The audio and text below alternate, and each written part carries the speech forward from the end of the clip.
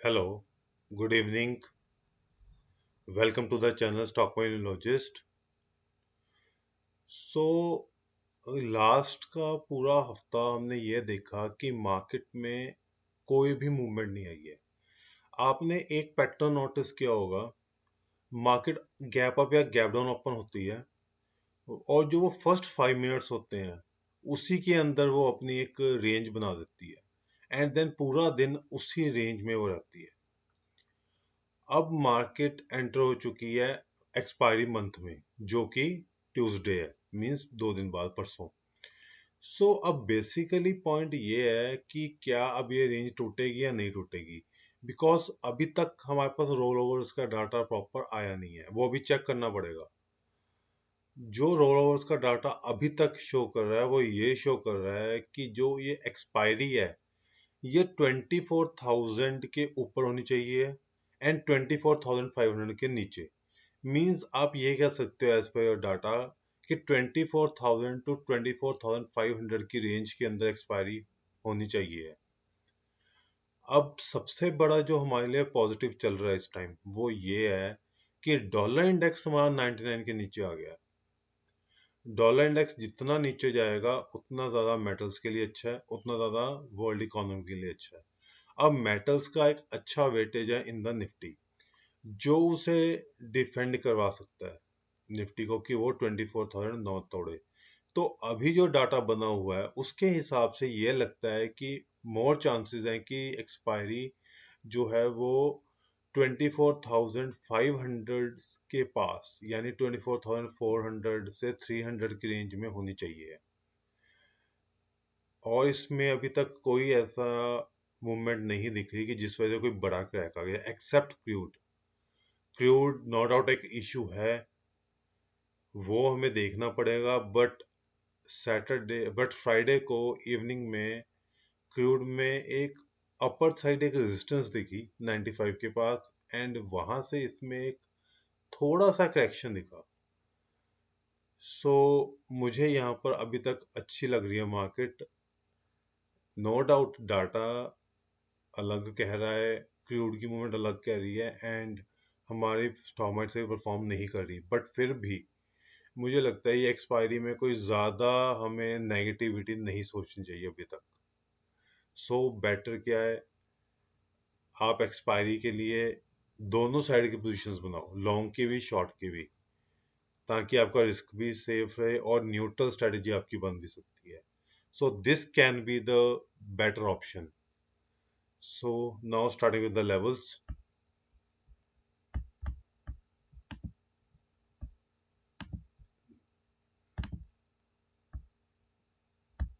Nifty, अब Nifty में Thursday को एक गैप बना और उस गैप के बाद वो आपको पता है कि जो यूएस बॉन्ड यील्ड्स में क्रैक आया था उस वजह से इसने एक शो की रेजिस्टेंस, जो हमारा लेवल था 24,226 के पास।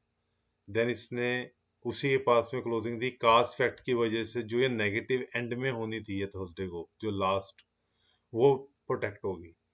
एंड देन फ्राइडे इसने पूरा दिन इसी रेंज में निकाला, एक दो बार इसने बीच में अप मूव देने की कोशिश की बट वहीं पे निकाला। अब हमारे लिए जो लेवल है इम्पोर्टेंट वो 24,226 ही है। जब तक ये लेवल डिफेंडेड है निफ्टी में कोई भी मेजर फॉल नहीं आनी चाहिए, क्योंकि 24,139 एक अच्छी सपोर्ट बन जाएगी। अब क्या हो सकता है, जो ये गैप है, गैप फिल करने के लिए मार्केट 24,065 के पास आ सकती है। इसीलिए मैं आपसे कह रहा था कि 24,000 आपकी मेजर रेजिस्टेंस सपोर्ट रहेगी इस बार फॉर द एक्सपायरी। 24,017 आपका वो लेवल था जहां पे पहले का गैप बना हुआ था, जो हमने डिस्कस किया था। अब लेवल्स के तौर पे 24,139 फॉलोड बाय 24,017 आप मेरी सपोर्ट रहेगी। 24,307 411 ये हमारी रेजिस्टेंस रहेगी। अब क्लोजिंग हुई है आपकी 226 पे, कास्ट इफेक्ट की वजह से 252 तक गई। तो हम ये कह सकते हैं 226 अब आपका मेक और ब्रेक लेवल है। अब इसका अगर हम ऑप्शन डाटा देखें तो मंथली एक्सपायरी का पीसीआर 29 लाख पुट्स हैं आपके पास और 27 आपके पास कॉल्स है। मींस आपका जो पीसीआर है 1.01 के पास है, 1.10 के पास है। मींस ये अभी फेयरली वैल्यूड है, अभी ये ओवरबॉट नहीं हुआ और ना ही ये कम है। आप चीप भी नहीं कह सकते कि आपको हैवी मूवमेंट मिले और ना ही ये कोई बहुत ज़्यादा हैवी है कि हमें ज़्यादा नेगेटिविटी सोचनी पड़े।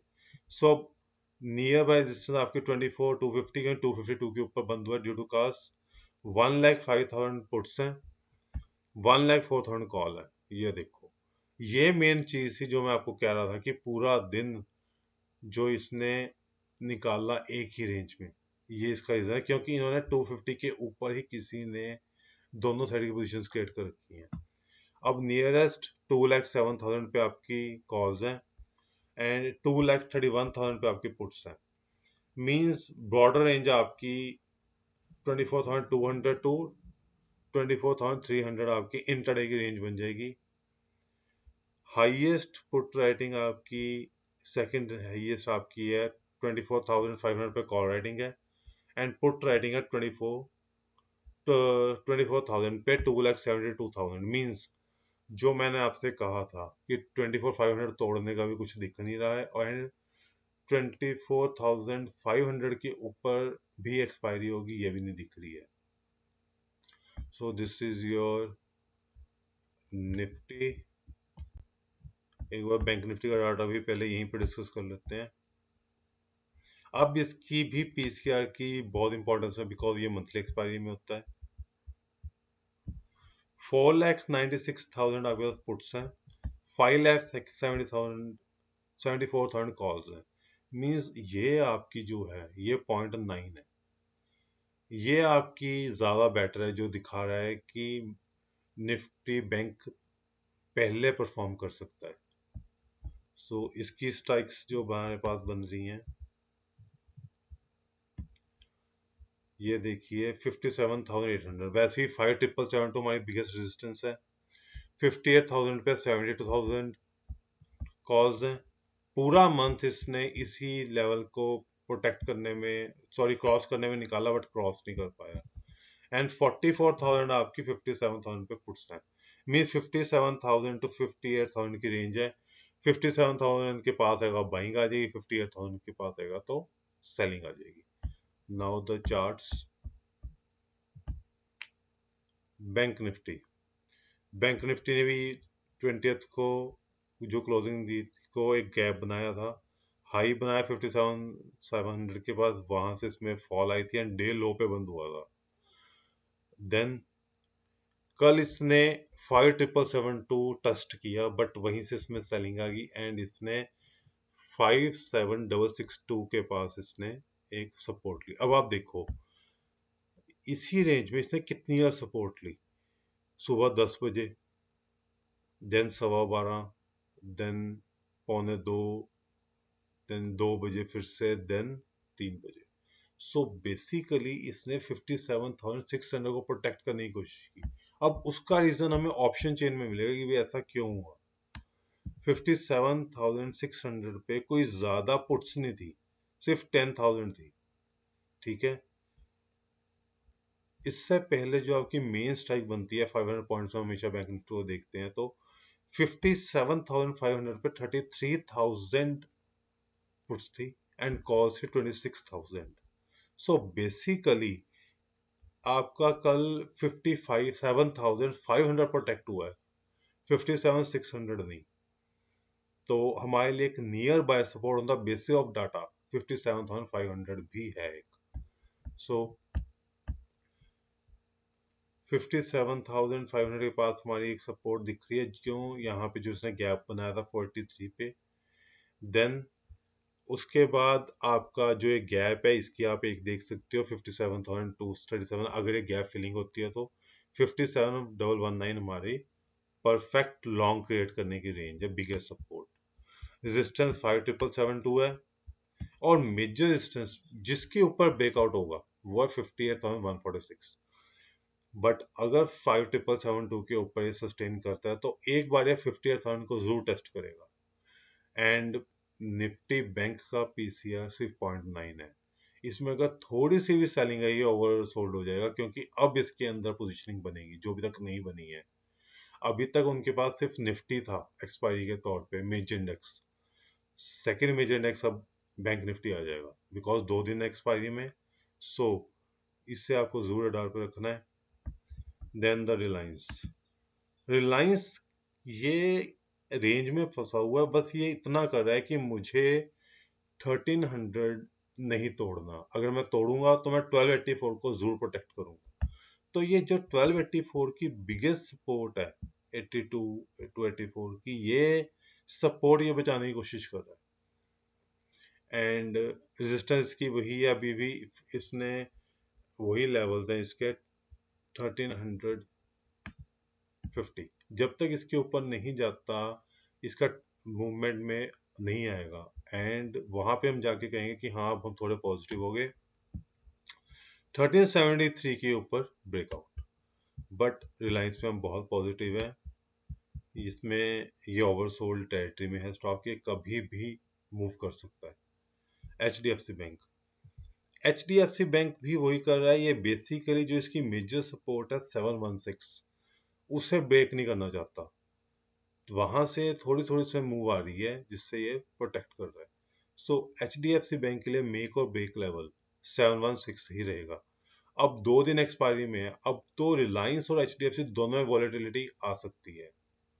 सो ये आपके दो ये स्टॉक्स थे। अब एक मैं आपसे स्टॉक डिस्कस करना चाहता हूँ, HAL।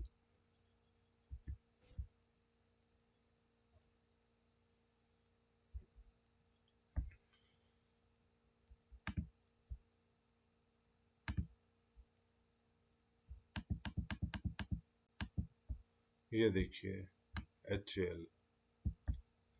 HAL में वीकली चार्ट देख लो एक बार, थोड़ा वो ज्यादा क्लियर हो जाएगा। ये देखिए, इसने हाई बनाया था जुलाई 24 में एक, एंड उसके बाद इसने यहाँ पर इस बार बनाया 4 मई को एक 4820 पे हाई। तो वहां से एक फॉलिंग ट्रेंड लाइन थी, एंड यहाँ से एक राइजिंग ट्रेंड लाइन बनी, जिसकी वजह से इसमें सिमेट्रिकल ट्रायंगल पैटर्न बना था। मैंने आपसे कहा था इसमें एक अच्छी मोमेंटम आ सकती है, तो वहां से इसमें हमारा 5000 तक का हमारा नियर टारगेट था, with the second target of 50 to 50। अब ये सिमेट्रिकल ट्रायंगल की वजह से फर्स्ट ब्रेकआउट आया, अब सेकंड आ रहा है। ये देखिए कैसे जून 24 में इसने टेस्ट किया, मई 24 में इसने टेस्ट किया था एंड गिर गया था। देन इसने रीटेस्ट किया इन मई 5250 को, देन इसी के ऊपर ये सस्टेन किया था, एंड वहां पर ये चलना शुरू हुआ। इसने अप मूव दिए टिल 5700, एंड वहां से इसमें शार्प करेक्शन आ गया था जब सारे डिफेंस स्टॉक्स गिरे हैं। देन इसने टॉप बनाया 5160 के पास इन मई 25, एंड वहां पे इसने मल्टीपल वीक्स में, पूरा मंथ एक था, क्योंकि देखो 6 वीक्स बन रहे हैं, ऑलमोस्ट 1.5 मंथ इसने यहाँ पे टॉप बनाया, ये ब्रेकआउट फेल हो गया। अब इस बार इसने फिर से उसी को रीटेस्ट कर दिया और वहीं से गिरा है इस वीक। तो अब आप ये देख के चलो, अगर ये 5167 के ऊपर सस्टेन कर जाता है इस वीक में, तो इसमें ब्रेकआउट आएगा, चार्ट इसका बहुत स्ट्रांग है। देन ये फिर से 5500 टू 6000 के लिए जा सकता है, क्योंकि सिमेट्रिकल ट्रायंगल पैटर्न बहुत बड़ा पैटर्न होता है, एंड जब वो क्रॉस होकर कोई भी स्टॉक सस्टेन कर जाए तो बहुत अच्छी मूवमेंट देता है। एंड अब यहाँ पे सेकंड ब्रेकआउट भी होने की रेडी है, ये तैयार। तो अब आपका स्टॉप लॉस क्या बन जाएगा? 4738, आप राउंड ऑफ 4700 कर लो, 5650 कह लो इस वीक के यहाँ पे, बिकॉज अगर ये इसके नीचे आ जाता है तो हम ये कह देंगे कि सिमेट्रिकल ट्रायंगल का ब्रेकआउट फेल हो गया। So this is your HAL। Then Acme, Acme Solar. Acme Solar का चार्ट हम एक बार डेली बेसिस पे देखते हैं, वो थोड़ा ज्यादा बेटर दिखेगा। ये देखिए 1 जुलाई 26, टू 3 जुलाई 2026। इसने 2 बार अटेम्प्ट किया 400 के लेवल को क्रॉस करने का, फेल हुआ। देन इसने जुलाई में फिर से 3 बार अटेम्प्ट किया, फिर फेल हुआ। देन इसने अटेम्प्ट करने की कोशिश की इन द ऑन 5 अगस्त, तो ये 390 से ही फेल हो गया। देन इसने फिर से यहाँ पे इसे 20 अगस्त थर्सडे को इसने इसे टेस्ट करने की कोशिश की, या भी ये आपका 405 तक, वहां से इसमें क्लोजिंग इसकी फिर नीचे हुई। अब फ्राइडे को इसने फिर से रीटेस्ट किया लेवल 411 तक गया, लेकिन फिर वहां से सेलिंग आई। बट अब इसकी जो क्लोजिंग हुई वो 401 पे हुई, मींस रेजिस्टेंस के ऊपर हुई। अब आप देखो, अगर ये 1-2 दिन यहाँ पे सस्टेन कर जाता तो इसमें ब्रेकआउट हो जाएगा, एंड इसकी ये इजीली 434 तक जा सकता है। सो इस स्टॉक को भी आप थोड़ा अपने डाल पे रखिएगा, क्योंकि ये स्टॉक एक अच्छे मोमेंटम के लिए रेडी हो रहा है। So that's all for today. Thanks for joining, have a wonderful evening. Please follow us on X, YouTube, Instagram. Thank you.